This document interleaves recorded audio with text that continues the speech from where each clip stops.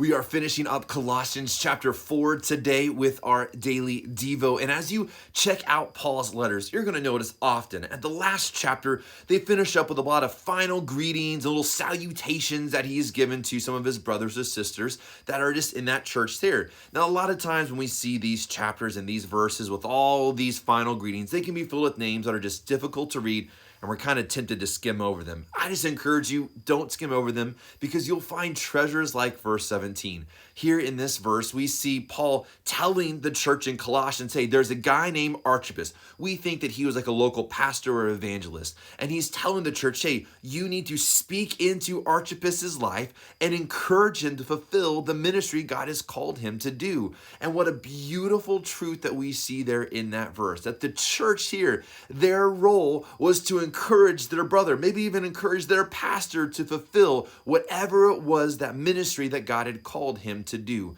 And for you and I in the church today, this is a beautiful message that we need to hear as well. We have the role of speaking into our brothers and sisters' lives to fulfill the ministry that God has called them to.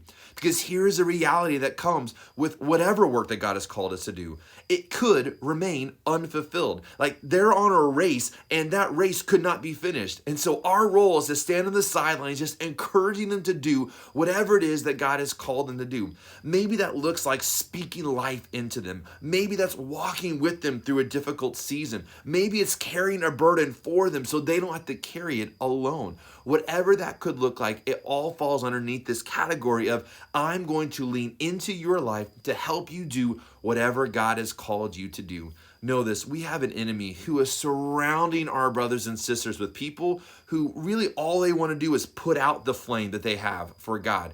You can be the one fanning that flame into an inferno so they can fulfill whatever it is God has called them to do.